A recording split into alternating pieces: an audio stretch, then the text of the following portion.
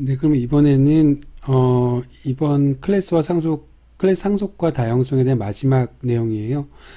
최상위 클래스 오브젝트에 대한 설명을 좀 해보도록 하겠습니다.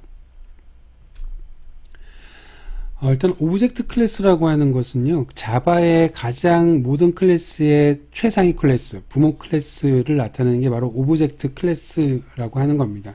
자, 앞에서 이제까지 저희가 아무렇지도 않게 사용했던 것들을 좀 보도록 할게요. 자, 여기 A라고 하는 클래스가 이렇게 있습니다. 그리고 A라는 클래스를 상속받아서 지금 B라고 하는 클래스를 이렇게 만들었단 말이에요. 자, 그러면 이 B라고 하는 클래스는 자식 클래스지만 사실은 A라고 하는 클래스는 자식 클래스가 아니죠. 왜냐하면 아무도 상속하지 않았으니까. 하지만 자바에서는요, 오브젝트 클래스를 제외하고는 상속을 안 할 수가 없습니다. 모든 클래스는요, 누군가의 자식입니다. 자, 이게 무슨 소리냐면, 이렇게 extends A라고 하는 것처럼 이렇게 B라고 하는 것을 명시적으로 A를 상속받았다라고 써주는 경우에는 이 B는 A의 자식이 되는 거지만, 내가 여기에 어느 누구도 상속을 하지 않으면 컴파일러는 자동으로 여기다가 무엇을 써주냐면 extends object라고 하는 걸 자동으로 써줘요. 그 얘기는 무슨 소리냐면 나도 모르게 오브젝트라고 하는 클래스를 상속하게 되는 거죠. 무슨 소리인지 아시겠습니까? 자, 그러면 오브젝트 뱃속에 만약에 메서드가 100개 있다고 가정을 해보겠습니다. 그러면 나는 클래스를 만들자마자 이렇게 클래스를 만들자마자 이미 벌써 내 뱃속에는 메서드 100개가 내려와 있을 겁니다. 오브젝트의 메서드가. 물론 100개가 아닙니다. 훨씬 더 적은데 그거는 좀 이따 이제 설명을 하도록 하고요. 결국에는 모든 자바의 클래스들은 오브젝트를 상속할 수밖에 없다라고 하는 겁니다. 자, 그럼 볼게요. A라고 하는 클래스, 그러니까 모든 자바의 클래스는 오브젝트 클래스의 자식 클래스다라고 이렇게 얘기를 하다 보면 또 이거를 헷갈려 하시는 분이 있으세요. 아니, A라고 하는 클래스는 오브젝트를 상속하지 않았으니까, A는 오브젝트를 그러니까 아무것도 상속하지 않았으니까 이렇게 익스텐즈 오브젝트를 써줄 거예요. 그러니까 A라고 하는 클래스는 오브젝트의 자식 클래스는 맞아요. 내가 이건 이해하겠는데, 얘는 지금 A를 상속받았잖아요. 그러면은 오브젝트를 상속 못 하잖아요. 그런데 왜 B가 오브젝트의 자식입니까? 이걸 좀 어려워하시는 분들이 있어요. 가끔 질문을 하시는 분도 계시고요. 자, 어차피 A를 상속받았으면 다중상속이 되지 않기 때문에 자바는 오브젝트를 또 상속을 할 수가 없어요. 하지만 A라고 하는 것은 다시 또 누군가를 상속하거나 아니면 익스텐즈 상속하겠죠. 바꿔 얘기하면 이 B라고 하는 클래스가 지금은 오브젝트를 바로 상속할 수는 없지만 이것의 부모의 부모로 올라가다 보면 어느 순간에는 오브젝트를 상속할 수밖에 없단 말이죠. 이해가 가셨죠? 바꿔 얘기하면 자바의 모든 클래스는요 다 오브젝트의 자식입니다. 몇 단계 아래의 자식이냐만 차이가 난다라고 생각하시면 되는 거예요. 자, 그래서 지금 여기 요 케이스를 가지고 설명을 줬는데요. 자, A라고 하는 클래스는 A가 있고요. B라고 하는 클래스는 A를 상속받았습니다. 이렇게. 자, 그런데 A는 아무것도 상속 안 했으니까 당연히 오브젝트를 자동으로 상속받게 돼버렸겠죠. 자, 그러면 이런 구조를 갖게 되는 겁니다.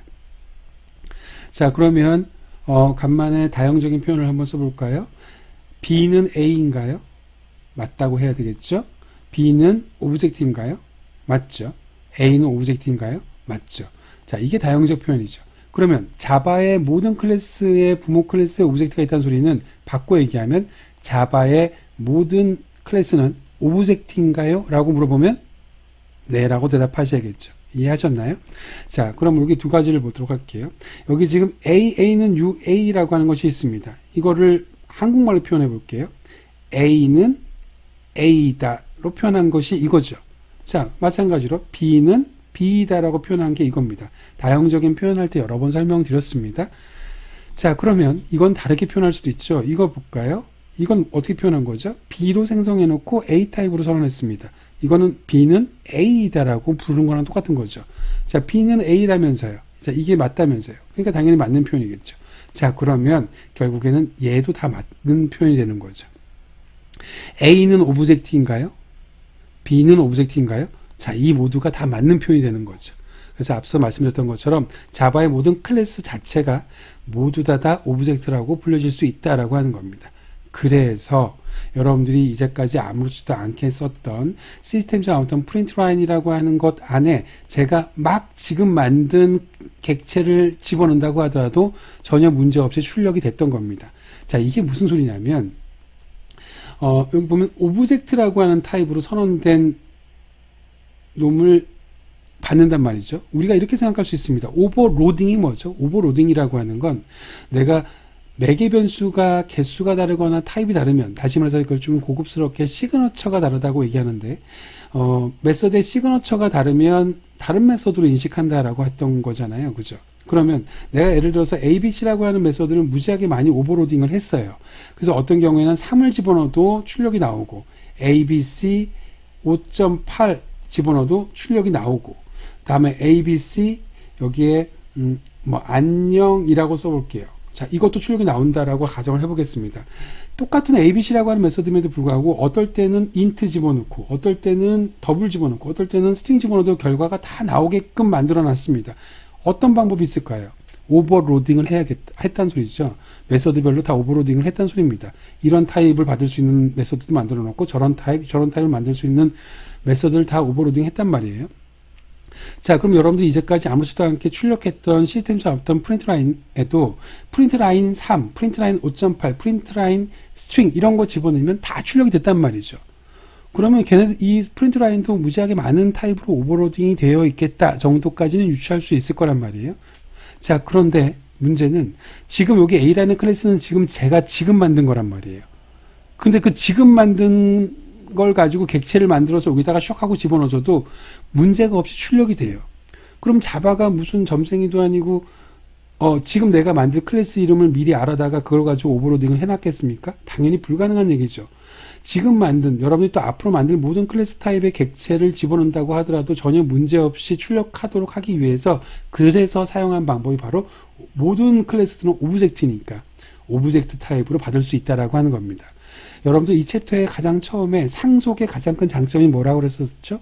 다형성이라고 했죠. 다형성이라고 하는 건 뭐예요? 이렇게 사람을 A를 A라고만 부를 수 있고 B를 B라고만 부를 수 있다고 한다면 요거랑 요거 두 가지씩만 존재할 수 있을 겁니다.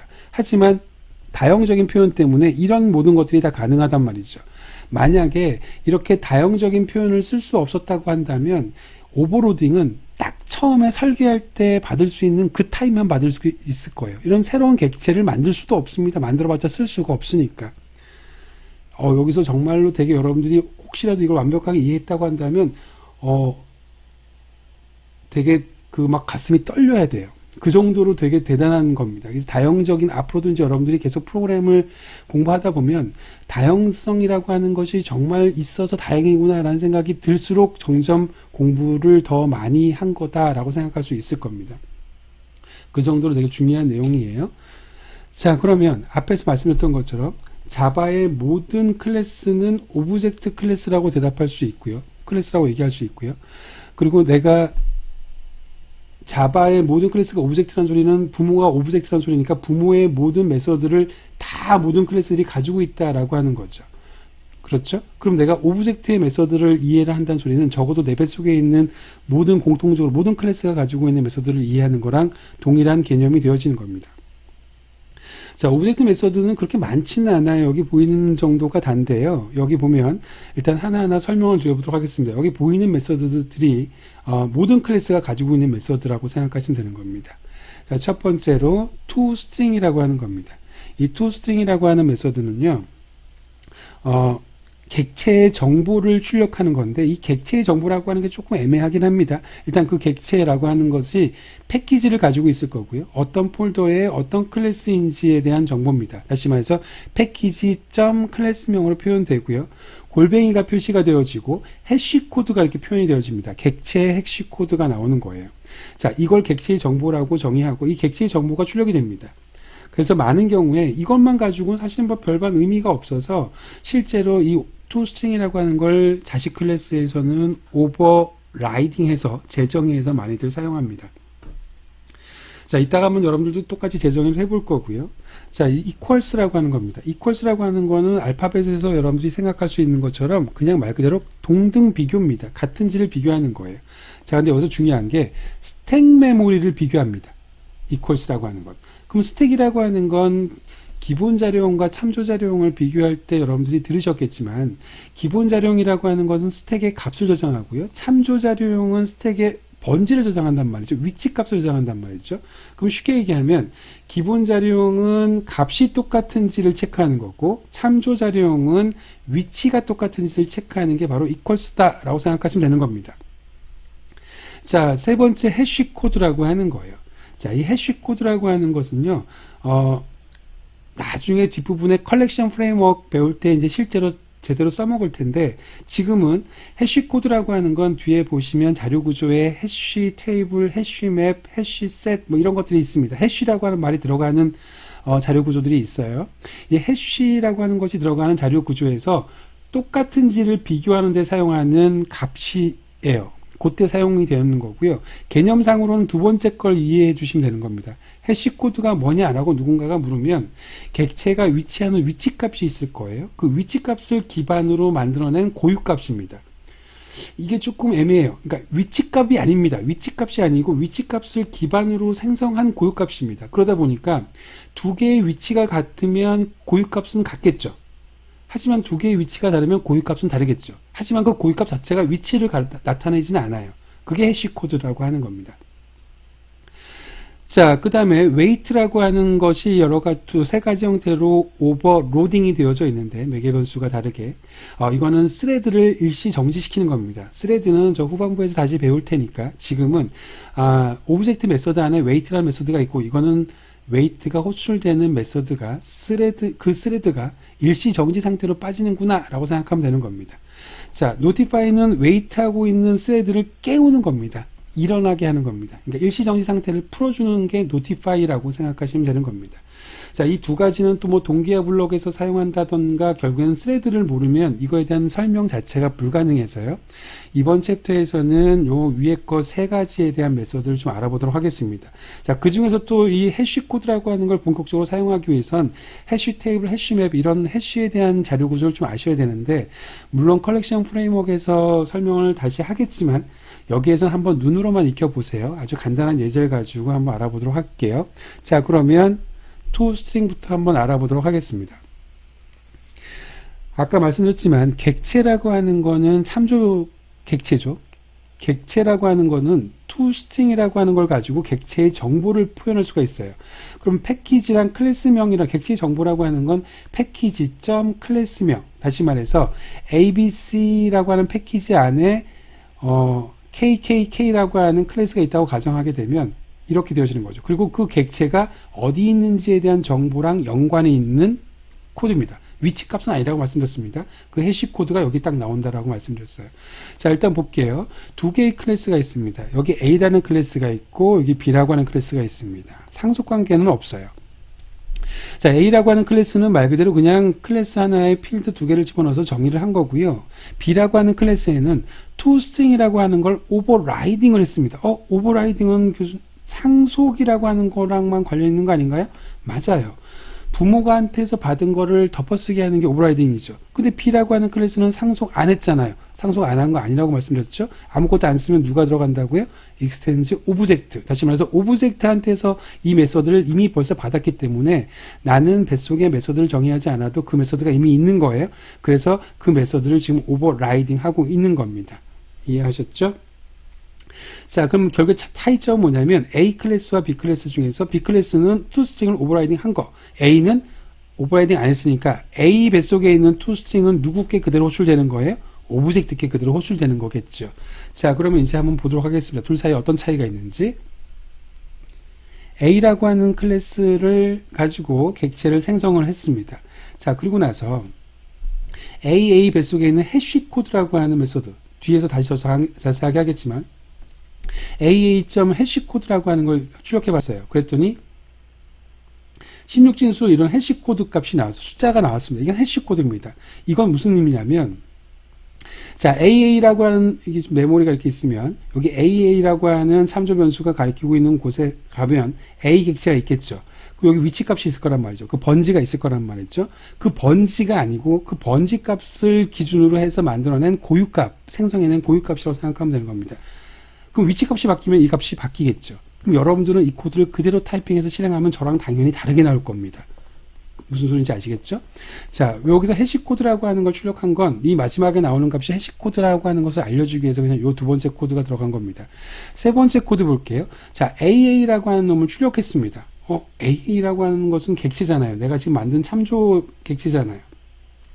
이거를 지금 호출을 딱 했더니 실제로 프린트라인이라고 하는 것이 이게 출력을 하게 되면요. 실제로는 이 객체배 속에 있는 toString이 자동으로 실행되는 겁니다. 그래서 이제까지 이 AA라고 하는 모든 객체를 집어넣는다고 하더라도 출력이 됐던 겁니다.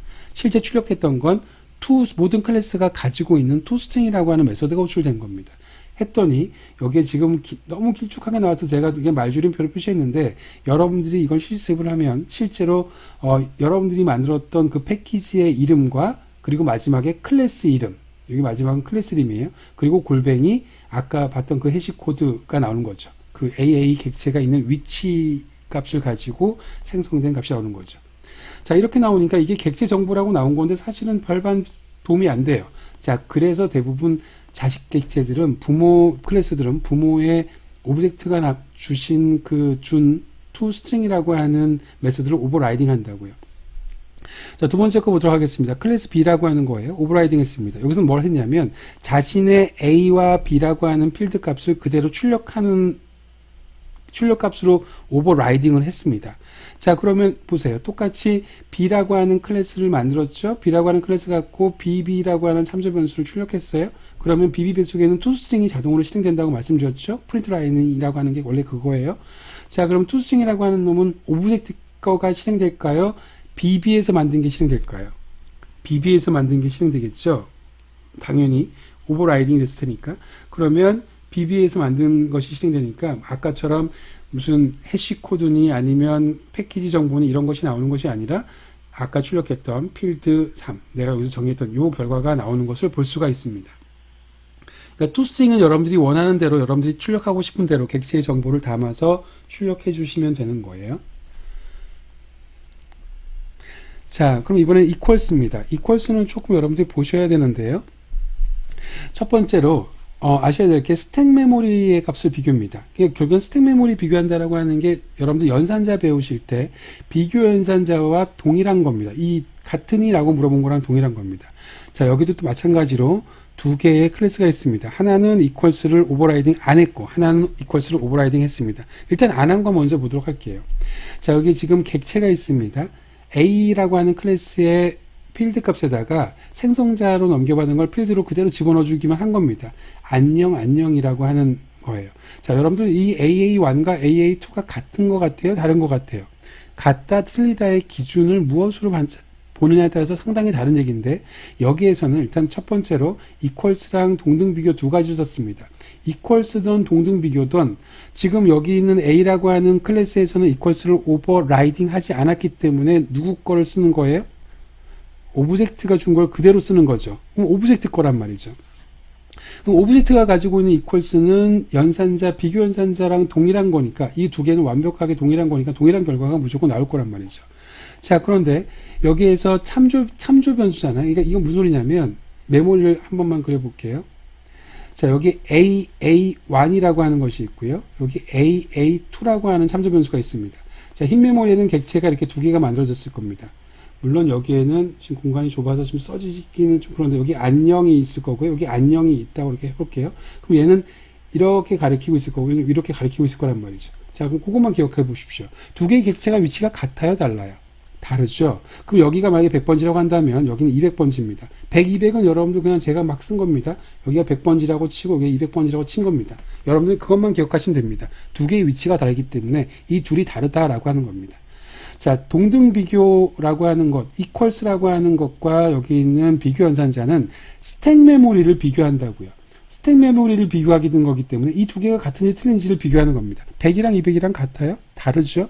당연히 다를 거란 말이죠. 번지가 어느 번지든지 간에 두 개의 객체는 다른 위치에 존재할 거란 말이에요.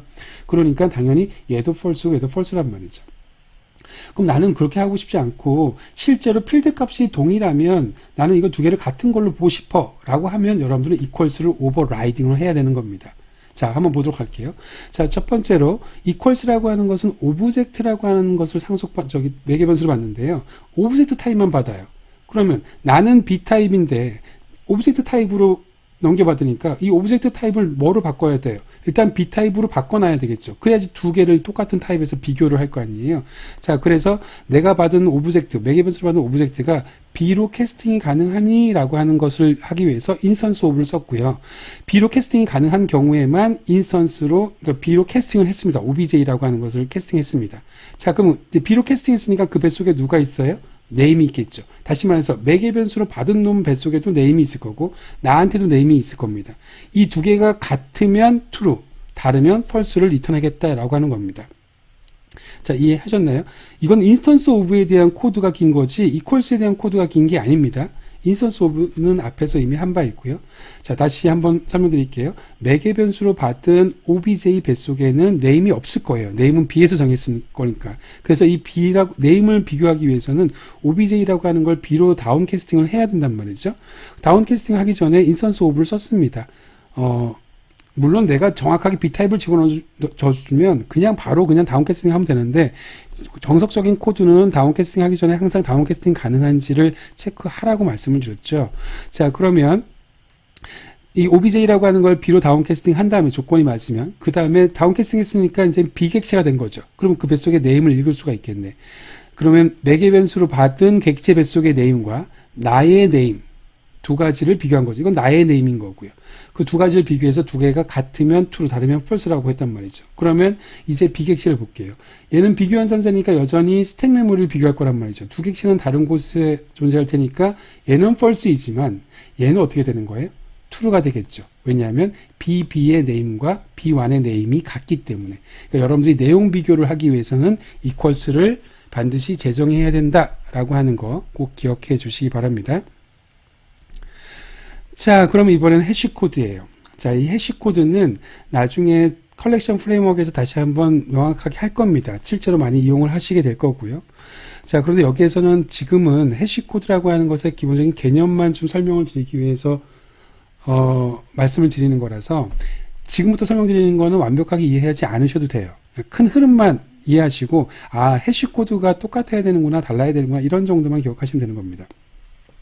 자, 이 해시코드라고 하는 것은 앞에서 설명드렸던 것처럼요, 해시라고 하는 말이 들어가는 자료 구조가 있어요. 그러니까 뭐 해시 테이블, 해시 셋, 해시 맵 이런 것들이 있는데 거기서 두 개가 똑같은지 다른지를 비교하는 겁니다. 왜 두 개가 똑같은지 다른지를 비교하냐면 일단은 그걸 하기 위해서 해시맵이라고 하는 걸 잠깐만 설명을 드릴게요. 완벽하게 몰라도 상관없지만 그렇게 어려운 게 아니니까 개념상으로는 쉽게 이해할 수 있습니다. 해시맵이라고 하는 건요, 데이터를요 쌍으로 기억하는 겁니다. 그러니까 예를 들어서 key1과 value가 있습니다.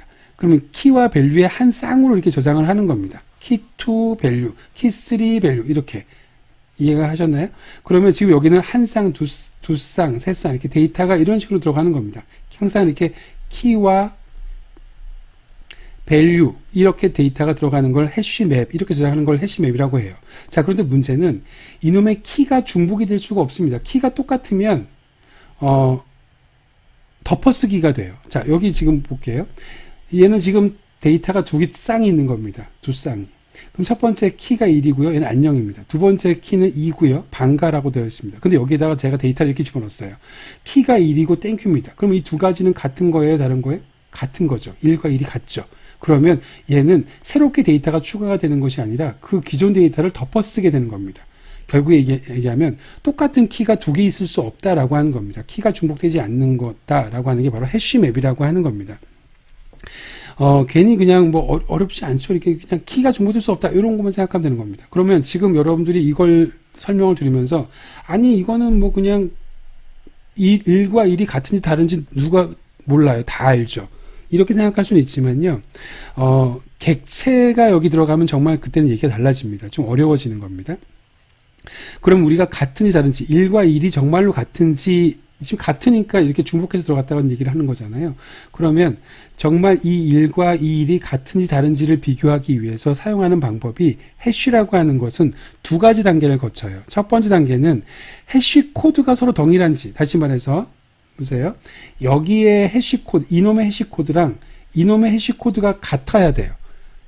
두 번째, 이것과 이것이 이퀄 연산자로 동일해야 됩니다. 그러면 이 두 개가 같은 겁니다. 자, 이게 지금 말이 조금 어려워 보이는데 너무 당연한 얘기 같아서 여러분들 어려워 보일 텐데 뒷부분에 보면 이제 뭐가 다른지 아실 거예요. 다시요. 해시라고 하는 관점에서는 이 두 가지가 1번과 2번이 둘 다 만족해야지만 같은 건데, 지금 여러분들은 직관적으로 숫자 같은 경우에는 직관적으로 눈에 보여요. 1과 1이 같은지. 하지만 숫자가 아니라 어떤 객체라고 한다면 여러분들은 두 가지 단계를 비교해야 되는데, 첫 번째, 이 두 개가 같은지를 비교하기 위해서는 이 둘의 해시코드 값이 똑같아야 되고요. 이 둘의 이퀄 값이 true가 나와야 됩니다. 이 두 개가 다 연속으로 만족해야지만 같은 객체라고 인정하는 거예요. 무슨 소리인지 아시겠죠? 자, 그러면 여기는 A라고 하는 클래스랑 B라고 하는 클래스 두 가지가 있습니다. A라고 하는 클래스에는 name이라고 하는 필드가 있고요. B라고 하는 클래스에도 여전히 name이라는 필드가 있습니다. 생성자에서는 그냥 그 name이라고 하는 걸 받아다가 자기 필드에다가 집어넣는 기능만 수행했습니다. 자, toString에서는 그냥 자기의 name 값만 출력하도록 오버라이딩 똑같이 했어요. 다른 점은 equal이라고 하는 것은 뭐 캐스팅하고 다운 캐스팅한 다음에 비교하는 거니까 name이 같으면 true 아니면 false 앞에서 설명드렸죠. equals 설명하면서 설명드렸던 내용이랑 동일합니다. 얘랑 얘랑은 동일합니다. 둘 다 equals라고 하는 것은 다 오버라이딩 했어요. B라고 하는 클래스는요, 해시코드만 추가로 더 만들었습니다. 그럼 해시코드라고 하는 것이, 얘는 해시코드가 없죠. 해시코드를 오버라이딩 안 했으니까 누구 거 쓰는 거예요? 오브젝트의 해시코드가 그대로 사용이 될 거란 말이죠. 이 클래스 A에서는. 반면에 B라고 하는 클래스는 자신만의 해시코드를 만들었기 때문에 자신만의 해시코드로 바꿔서 출력이 되겠죠. 자, 그럼 여기 볼게요. name이라고 하는 것이라고 하는 거는 스트링 값이에요. 스트링 값의 해시코드라고 하는 거. 모든 객체가 해시코드를 쓸 수 있다고 했잖아요. 오브젝트 메서드니까. 그러니까 name이라고 하는 것이 가지고 있는 해시코드를 출력해라 라는 소리가 되는 겁니다. 자, 그럼 이건 무슨 소리냐면 스트링을 기준으로, 이 문자열을 기준으로 해시코드를 만들어서 고유값을 출력해라 라는 소리입니다. 그러니까 동일한 문자열의 해시코드는 동일한 결과가 나오는 거죠. 무슨 소리인지 아시겠어요? 그러면 여기 있는 코드를 잘 쳐다보면요, 얘 같은 경우에는 해시코드를, 오브젝트의 해시코드를 사용하는 거니까 객체의 위치에 따라서 해시코드가 나올 거예요. 그럼 객체의 위치가 다르면, 서로 다른 객체이면 해시코드가 다르게 나올 거란 말이죠. AA1이라고 하는 것과 AA2라고 하는 것이 있으면 얘네들이 객체를 만들고 나면 다른 위치에 만들어질 테니까 이 A1과 A2는 서로 해시코드가 다를 거란 말이죠. 그렇죠? 반면에 B라고 하는 것은 name이 같은 객체면, 다시 말해서 얘는 U, B, A라고 썼습니다. 다 마찬가지로 U, B, A라고 썼습니다. 지금 B라고 하는 객체를 이렇게 두 개 만들었어요. 그런데 둘 다 A라고 하는 네임 값을 가지고 있습니다. 그럼 이 둘은 해시코드가 같을 거예요. 왜냐하면 자신이 가지고 있는 name이라고 하는 놈, 똑같이 A라고 하는 놈을 가지고 글자 가지고 해시코드를 만들었으니까요. 그게 A 클래스랑 B 클래스의 차이점입니다. 자, 그럼 이제 이 코드를 세 가지로 한번 구분해서 보도록 하겠습니다. 여기 지금 해시맵에 표현하는 방법을 꺾인 가로도 있고, 이걸 제네릭이라고 하는데, 이 부분은 나중에 배우실 거예요. 지금은 이제 흐름만 보세요. 그러니까 흐름이라고 하는 건, 두 개가 같으냐 다르냐라고 하는 걸 해시코드 가지고 썼을 때와 안 썼을 때의 차이점입니다. 자, 일단은 키값이에요. 자, 키와 값이라고 하는 값으로 저장하는 게 해시맵이라고 하는 건데, 키가 중복될 수 없다고요. 키가 똑같으면 그 키에 덮어쓰기가 된다고요. 자, 그럼 얘 같은 경우에는 여러분들이 이미 알고 있는 값이죠. 숫자는 아주 직관적으로 보자마자 알아요. 1과 1은 키가 중복이 된 거죠. 그러니까 두 번째 데이터로 겹쳐서 써질 거예요. 첫 번째 데이터는 이건 날아갈 거란 말이죠. 그래서 두 번째 데이터로 바꿔치기가 돼서 실제로 얘는 데이터를 3개 집어넣었음에도 데이터가 2개만 나올 겁니다. 자, 두 번째 거 볼게요. 자, 이번에는 키를 무슨 타입으로 썼냐면 A 타입으로 키를 썼어요. 이때 여러분들이 얘네들이 정말로 같은 건가 다른 건가를 비교할 때 아까 얘기했던 것처럼 1단계 해시코드, 2단계 equals를 체크해야 된다고요. 자, A 클래스는 앞에서도 보셨지만 equals라고 하는 것은 만들었습니다. 자, 그럼 첫 단계가 뭐 하는 거예요? 해시코드가 같은지를 확인해야 된단 말이죠. 그럼 다시 돌아가서 얘는 똑같이 필드로 첫 번째, 얘도 첫 번째, 두 번째 이렇게 만들었단 말이죠. 하지만 이건 지금 세 개는 서로 다른 객체죠. 그럼 이 키는 메모리에서 보게 되면요, 흰 메모리에서 보게 되면 여기 그냥 첫 번째 거, 두 번째 거, 세 번째 거, 여기 지금 참조 변수 명이 없어서 이렇게 할게요. 둘, 세 번째 건 셋. 자, 이렇게 가리키고 있을 거란 말이죠. 그럼 여기에는 첫 번째가 나올 거고요. 여기는 첫 번째, 여기는 두 번째. 이렇게 제가 세 개 만들어진 거란 말이죠. 자, 그럼 제일 먼저 이놈들이 같은지, 이 키로 만들어진 놈들이 같은지 틀린지 체크하기 위해서는 해시코드를 체크해야 되는데, 해시코드를 오버라이딩 하지 않았기 때문에 오브젝트의 해시코드가 사용될 거고, 오브젝트의 해시코드는 위치를 기반으로 해시코드를 만들기 때문에 얘네들 위치가 다 다르죠. 해시코드가 다 다르단 말이죠. 그럼 2단계는 비교도 안 해요. 어차피 얘네들은 다른 거기 때문에 다르다고 판단해서 첫 번째 데이터 2, 두 번째 데이터 3, 첫 번째 데이터 1, 세 개가 다 들어간단 말이죠. 참고로 해시맵이라고 하는 거는 입력된 순서랑 출력 순서가 같지 않을 수 있어요. 막 섞일 수가 있어요. 하지만 데이터는 세 개가 다 들어갔다는 거죠. 그걸 잘 기억하시면 되는 겁니다. 자, 그럼 이제 문제는 세 번째입니다. 세 번째는 B라고 하는 거죠. 해시코드도 제정을 했죠. 해시코드가 어떻게 제정이 했죠? 글자가 똑같으면, 다시 말해서 필드가 똑같으면 동일한 해시코드가 나오도록 해시코드를 오버라이딩 했잖아요. 그러니까 첫 번째 거와 두 번째 거는 어떻게 돼요? 같게 나오는 거겠죠. 같은 키죠. 그러니까 똑같이 첫 번째는 두 번째로 들어간 데이터, 요 데이터만 들어가고 얘는 날아가 버릴 거고요. 얘는 새로운 키니까 새로운 키가 추가가 돼서 실제로는 이런 데이터가 나온다라고 하는 겁니다. 그냥 결국엔 여러분들이 여기서 해시맵을 이해하는 게 아니고, 아직은 해시맵을 이해할 수도 없고요. 그걸 얘기하는 게 아니라, 아, 해시코드라고 하는 것이 나중에 이런 동등비교에 사용되는구나 라고 하는 것 하나. 또 하나는 해시코드라고 하는 것이, 오브젝트 해시코드는 위치 기반으로 가지고 고유값을 만들기 때문에 위치가 서로 다르면 서로 다른 해시코드가 나온다. 그래서 내가 만약에 해시 테이블이나 해시맵처럼 해시형 자료 구조에서 동등 비교를 할 때 이게 똑같게, 이런 경우에 똑같게 나오게 하고 싶다라고 한다면 해시코드를 오버라이딩 해야 된다. 라는 정도까지 여러분들이 이해를 하고 계시면, 최상위 클래스 오브젝트에 대한 세 가지 메소드, toString을 하셨죠? 그 다음에 equals를 하셨고요. 그 다음에 마지막으로 해시코드 세 가지에 대해서 이번 시간에 했는데, 요 세 가지에 대해서는 그 정도 이해하시면 완벽하게 이해한 거라고 생각하시면 될 것 같습니다. 자, 수고하셨습니다.